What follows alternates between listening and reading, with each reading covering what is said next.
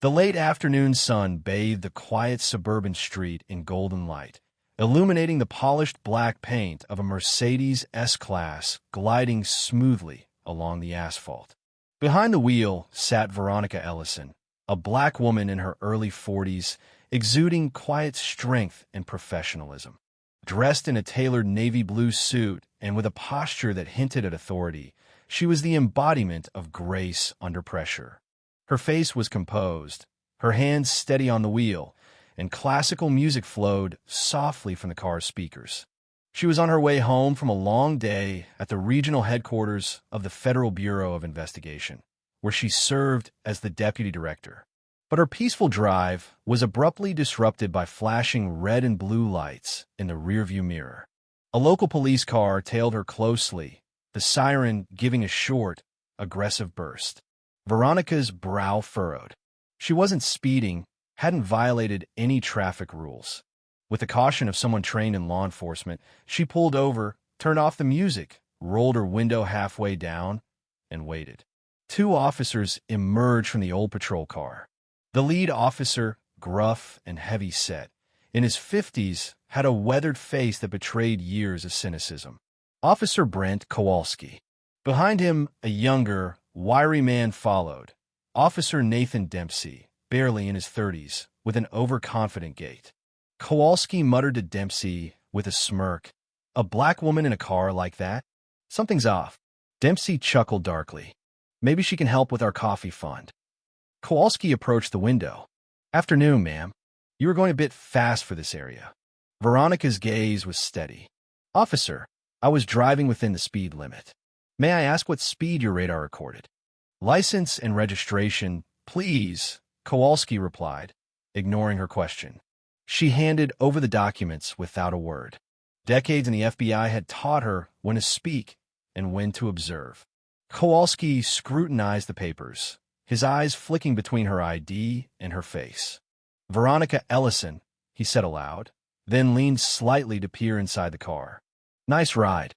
What do you do to afford something like this?" Her voice was calm. "My profession is irrelevant to this stop. Again, may I ask what speed I was clocked at?" "Well," he shrugged, "your windows look darker than legal limits. And driving this late alone on this road, it's suspicious." Veronica's patience was thinning. "My windows are within state compliance. If there's no valid violation, I ask that you return my papers." Kowalski leaned in again, voice lowered.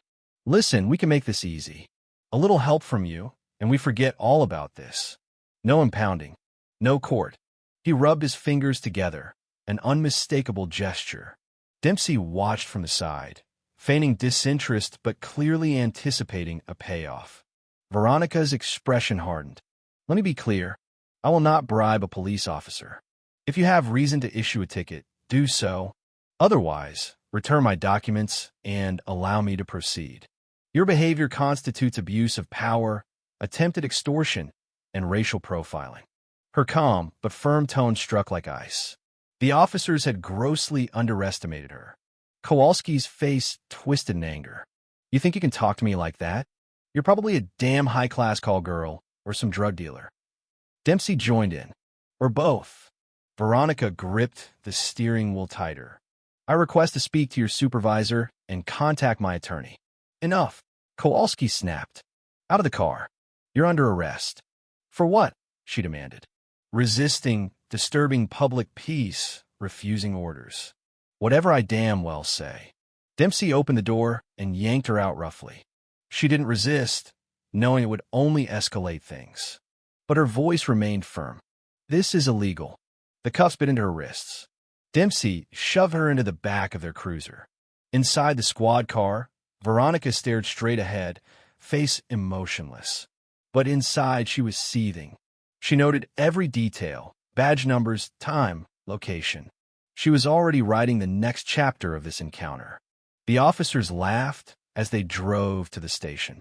"Bet she'll cry when she finds out what booking's like," Dempsey joked. They had no idea who they had just cuffed. At the station, the brick building seemed to sag under the weight of its own neglect. Kowalski shoved open the back door and pulled Veronica out, shoving her inside.